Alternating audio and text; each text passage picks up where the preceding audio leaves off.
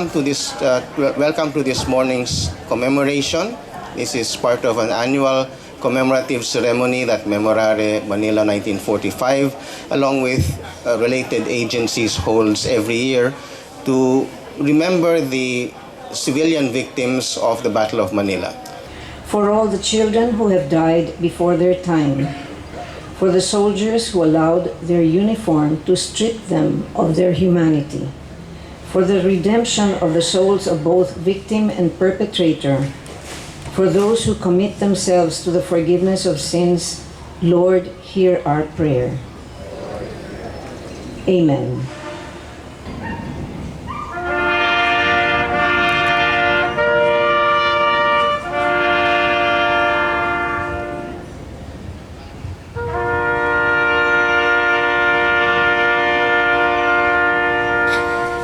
Let me give a brief overview about the memorial and the commemoration. That is why we're here. This is the site of a monument commissioned in 1995 on the 50th anniversary of the Battle of Manila by a group of survivors led then by Ambassador Juan Jose Rocha to always remember and honor the innocent civilians, victims of that battle. It was on this month, 79 years ago, the month of February 1945, that the lives of over 100,000 human beings, as far as we know, tragically ended, succumbing to bayonets and bullets, trapped in fires in homes that were deliberately burned. They were simply in the wrong place, some in their own homes, others running from house to house as structures were being set on fire, trying desperately to stay safe, hiding from Japanese troops, who in a frenzy had been ordered to ruthlessly kill anyone caught in the battleground.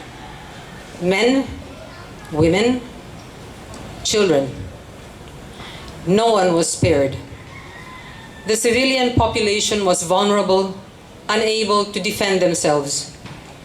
They were sought out and killed. Women were rounded up, held, and raped repeatedly in the Bayview Hotel. Others survived multiple forms of abuse and torture. Others still were witness to the horror of family and friends being killed mercilessly and had to live with that anguish for the rest of their lives. Unfortunately, many too were killed in the shelling of the city by the liberating forces. Many, perhaps most, of the victims lie in unmarked graves, pits that were hastily dug up when the fighting was over, their bodies pushed into these ditches by bulldozers throughout the site of where the battles and murders took place, mostly in Malate, Ermita, and Intramuros, where we are today. Many families never knew and still do not know where the remains of their loved ones are. No markers were provided to guide people to where these interments were located.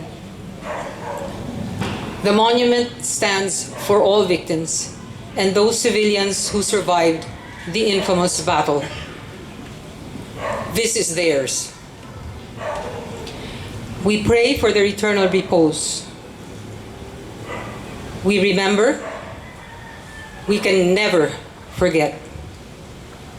We must never let this happen again. We're gathered here to remember and continue to bear witness to a horror beyond a tragedy. The devastation of Manila at the end of World War II is unimaginable. The loss of human life, the tens of thousands who died here, is a loss that is incalculable. It is proper that we commemorate this every year, that we keep the memory of that horror going, if only, as has already been said, so that it is never repeated, so that we never again see the kind of loss that we saw in Manila at the end of World War II. We have heard about that already this morning. I would say we gather to remember, we gather to mourn, but we also gather to look forward. It is important to remember what happened in 1945. It is also important to take a moment to appreciate what rose from the ashes of that destruction. Because the story of the Battle of Manila is a terrible story, but the story of Philippine resilience, the story of the rise of the Philippines as an independent nation after, is an inspiring story. And that too is something we should be remembering here. Much rose from the ashes of 1945. This nation, one of the most vibrant democracies in the world, one of the most promising economies in the present moment, this nation rose from those ashes and became the place it is today. The U.S.-Philippine relationship in its present form rose from those ashes. I often think about, as somebody who is now on my second tour of duty in the Philippines, how extraordinary the relationship between the U.S. and the Philippines is, given how it started. I can think of no other country in the world where colonizer and colonized are now friends, partners, and allies. It is an almost unimaginable moment from the perspective of, say, 100 years ago. And yet here we are. Everything from our mutual defense treaty, to our intertwined economies, to our people-to-people exchanges, to simply the exchange of our populations, the millions of Filipinos in the US, the hundreds of thousands of Americans living here, all of that rose from the ashes of 1945. We do well to remember that too. And finally, let us note perhaps the most extraordinary thing that has risen from the ashes of 1945. This year, this past year, 2023, in the course of a few short months, joint Coast Guard exercises were conducted by the Philippines, the United States, and Japan. That same month, there was a trilateral discussion of joint security between the national security advisors of the Philippines, the US, and Japan. 3 months later, it was a meeting of our respective Secretaries of State, Secretaries of Foreign Affairs, and Minister of Foreign Affairs. Of all the things that are perhaps most unthinkable after 1945, after that battle, is that combatants would be standing in this world, shoulder to shoulder, building a partnership, intertwined with each other as friends. So let us look backward, let us mourn. Let us also look forward with hope. It is the process of remembering things like the Battle of Manila. It is the process of bearing the witness, keeping the faith, that allows us, that gives us the license but also the will to go on and build a better world. We've started that project after 1945. We continue that project today, combatants, once enemies, together. It is an extraordinary thing. And I am thankful to Memorare Manila 1945 for gathering us, for helping us to remember, and for keeping that memory alive. Thank you, and good morning. Good morning, ladies and gentlemen. It is my honor to come back here after the pandemic. I arrived from Japan yesterday. I'm a Japanese who invaded the Philippines. So today, I would like to talk about two things. First of all, I would like to humbly apologize to you, to the Filipino people, and the victims and the survivors who had to go through the tragedy. It was in the year 2000 I first came to the Philippines as a student. My professor in Tokyo wanted us to be educated about the World War II and brought us here. I was so shocked to know what happened here. One lady came up to me, Filipino lady came up to me and said, "Why did you come here?" Her husband was captured by Japanese and never came back. And it was so heartbreaking to hear all the testimonies from the survivors. So I feel so sorry that the Japanese embassy is not here today. And I cannot represent the Japanese government, but I would like to apologize to you as a Japanese who invaded.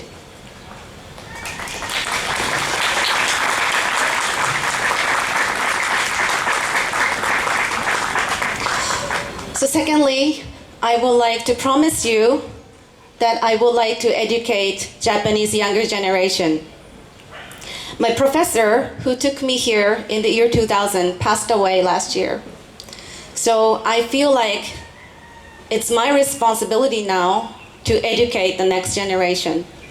Today, I brought my 10-year-old son. I hope he could remember this moment. And also I brought some other members from the Bridge for Peace. Some young Japanese students are interested in our advocacy. So there is a hope. And lastly, I would like to see the world without any war in any country. Maraming salamat po. Thank you very much. The Japanese occupation of the Philippines, as we all know, is one of the darkest periods in the history of the Philippines. Untold human suffering, torture, hunger, and death were visited on the Filipinos, and the Chinese in the Philippines who were living peacefully here were not spared. In fact, because of their early support to the anti-Japanese war in China in 1931, the Chinese were singled out by the Japanese for the greatest punishment. The Japanese spies embedded among the Filipinos gathered information on the leaders of the boycott Japanese goods movement and the associations that supported the Chinese soldiers in the front line, suffering from hunger, freezing from cold, as they bravely fought. In addition to active propaganda, mass meetings, and fan campaigns, the consuming hatred against the Japanese led to assault and harassment of Japanese in many parts of the Philippines. As a consequence, upon the occupation of Manila on January 2, 1942, the Japanese conducted a terrible purge of Chinese community leaders. The 8 heads of the anti-Japanese movement were called to a meeting but were executed after they refused to recognize and support the Japanese. Chinese Consul General Yang Guangsheng and his 7 staff members were tortured and executed on April 17 in contravention of the Geneva Convention. When Japanese troops landed in Leyte, Davao, and Sulu, they likewise rounded up all Chinese male adults and executed them. This was repeated again and again throughout the country. The Japanese had substantial knowledge of anti-Japanese activities among the local Chinese and knew whom to arrest. As the Chinese had feared, intelligence agents had been collecting data for years before the war. The Kempetai even had copies of local Chinese publications like the Chinese Commercial News, Fukien Times, Kong Lipo, and New China Daily. Some of the most wanted leaders, however, were able to escape and went into hiding. A 100,000 reward for Fukien Times publisher Go Guangsheng, who refused to come down the mountains to surrender, was issued. His pictures were sent to provinces so that he could be shot on sight. As you know, Go was the father of the late Betty Go Belmonte and grandfather of our Quezon City Mayor Joy Belmonte. Majority underwent the nightmare of arrest and torture by the Kempeitai. Most anti-Japanese elements went underground to carry on the resistance movement. They were from all classes and all levels of the Chinese community: professionals, students, teachers, laborers, store owners. They either cooperated with the Filipinos and Americans or operated independently by themselves against Japanese forces. These leaders organized active resistance, especially through the 6 Chinese guerrilla units. The most active were Huachi anti-Japanese guerrillas. Their descendants are present here today. The Kawam, or Chinese Overseas Wartime Shuokan Militia. The CVP, or Chinese Volunteers of the Philippines. I will elaborate if I have time later. History showed us that the communities was at its strongest when more and most unified when there was external threat against it. Because of the hierarchy of organizations that sprouted during the liberal American regime, the Chinese community was mobilized easily in time of crisis. These organizations became the basis of the anti-Japanese Salvation Movement, which became the main Chinese resistance force against the Japanese. It allowed the underground units to stand side by side, shoulder to shoulder with their Filipino comrades in their common defense for freedom. This period helped bind the two people together in shared misery, shared courage, and shared destiny. The Chinese in Manila suffered most because of the Japanese immense hatred due to the years prelude to their occupation. Chinese in the barrios and towns suffered immensely too because they were often singled out. Many Chinese in the cities migrated to rural areas. Chinese in Manila, which numbered 47,000, was reduced to 26,000 by 1944. Filipinos with whom they lived were helpful and hospitable, helped them adjust to rural surroundings and protected or concealed them. Those who starved in the rural areas could raise a little food for themselves and who were better off than those who remained in the cities. When found out, however, these Chinese barrio residents were massacred. I will not detail the example of the Chinese massacres in Davao, Cebu, Romblon, Guimaras, Iloilo, Luzon, and elsewhere in the Philippines, but I'd like to mention 2 of the worst cases. In Palayan, Cotabato City, 90 Chinese evacuated to a small barrio. They cultivated the land, planted vegetables and crops, and were practically self-sufficient. But when Japanese learned of their presence, these Chinese surrendered instead so that not to imperil the rest. 30 Chinese men, women, and children who remained, however, were accused of raising food and giving information to guerrillas. They were rounded up and bayoneted. The houses were set on fire with young children inside. Only one was said to have escaped. The most infamous of those massacres was carried out on February 24, 1945 in San Pablo, Laguna. 6,000 Filipino and Chinese males between 15 and 50 were gathered together, and the Chinese males were picked out, 650 in all. All were bayoneted and thrown into trenches that they themselves had dug.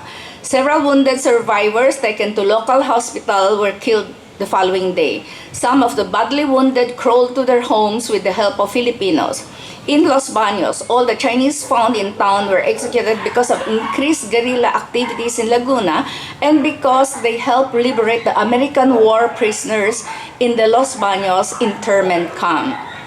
Colonel Tuzi, a racist who viewed the Philippine conflict as fundamentally a race war that required extreme measures and absolute ruthlessness, was responsible for the atrocities in the Death March and was reportedly responsible for the death of 5,000 Chinese.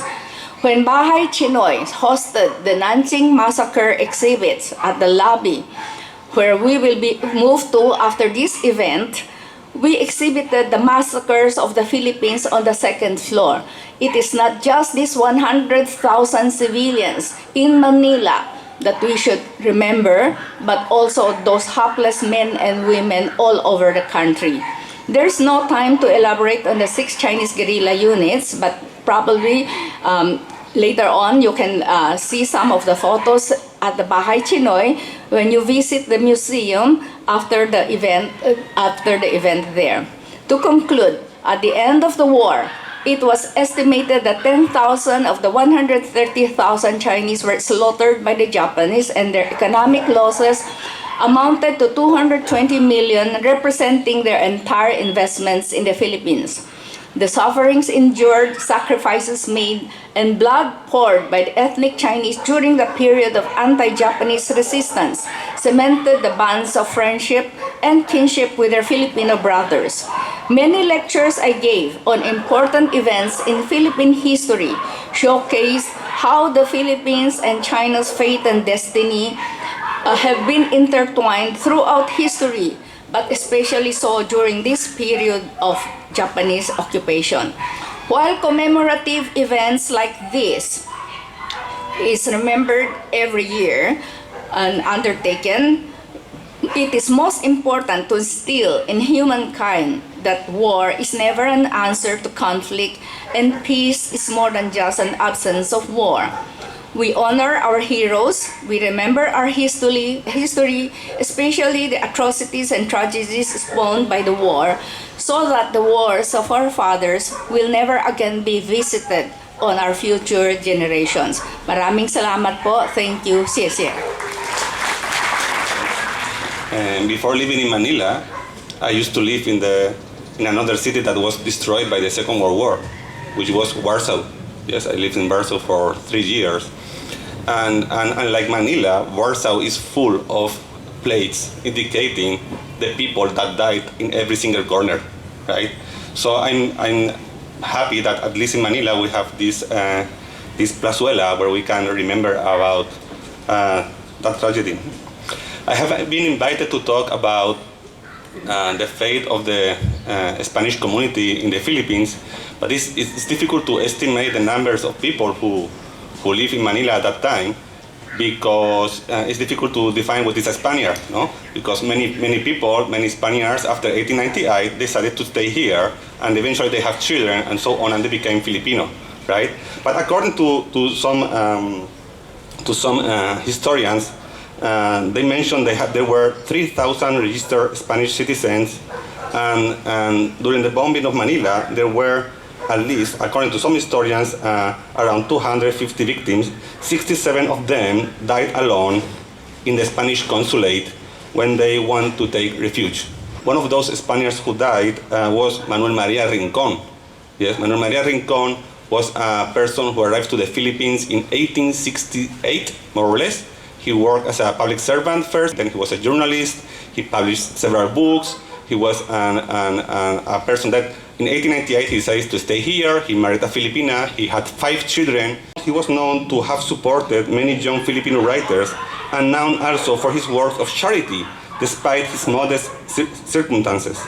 Another case is the mother of Maria Galatas, an active Spanish novelist today, who was only a few months old in February 1945. She's alive today thanks to one of the Filipino servants who took her fleeing from the fearsome American B-21 planes.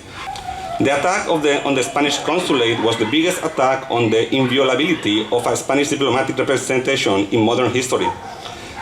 It is well known in the last years the story of one girl called Ana Maria Aguilera, who was 6 years old and was in the consulate. She survived by pretending to be dead among the corpses of her family. According to her testimony, the soldiers entered the Spanish consulate. They made all the Spaniards stand in a single file, and one by one, they bayoneted us all. I survived because I played dead. I actually lived 2 lives because that day I was born again. According to the report of the Spanish consul, the massacre and destruction of the Spanish consulate is an unusual event that caused us astonishment and indignation. It is not possible to understand how soldiers of a regular army could carry out such a horrible crime. The fact that during the Battle of Manila massacres with similar characteristics occurred in the most distant points of the city shows that these were not isolated acts carried out by groups of undisciplined soldiers, but rather it has the goal of cause the systematic destruction of the population. There are many sources regarding the Second World War that actually were written in Spanish and they have not been translated. And Maria Dolores Tapia del Rio, yes, who was a Bicolana who moved to Spain after the Second World War. And she mentioned about the Japanese occupation in Naga. The Japanese government allowed the private as well as the public schools to reopen, also the churches and markets. They installed their quarters and guard posts strategically along the streets going to the schools, churches, and central market. They demanded all passers-by to make the typical Japanese salute, to be done correctly when passing any of those posts. That is, stopping and bending your body from your waist and lowering your head in front of their flag. If you went on a calesa, you had to come down and do the same thing. This made us very nervous because we knew that if the guard did not like the way you made the salute, he most probably would punish you by obligating you to stand under the sun with your arms extended. Some people who suffered this punishment caught a serious sunstroke. It was a real threat and we got very nervous every time we had to pass one of these posts. The problem was the soldiers on guard enjoyed it and always found some excuse to impose this punishment. Told by a book of Jose Reyes titled Terrorism and Redemption. This book actually has been translated. He recalls the testimony of Isabel Benitez, a resident of Muralla Street who was sequestered along with her 3 children. She says, "Inside the church, I witnessed horrifying acts committed by the Japanese on the poor women. There I saw some young mothers of tender children who before being outraged and killed, contemplated the tremendous spectacle offered by those yellow scions throwing the poor creatures into the air to receive them with the point of the bayonet." Another important memoir by Father Jose Maria Cuenco. He was the bishop of Haro, Iloilo. It's a book that has not been translated. It was published in Iloilo in 1947. And when he tries to make a summary of what happened, no?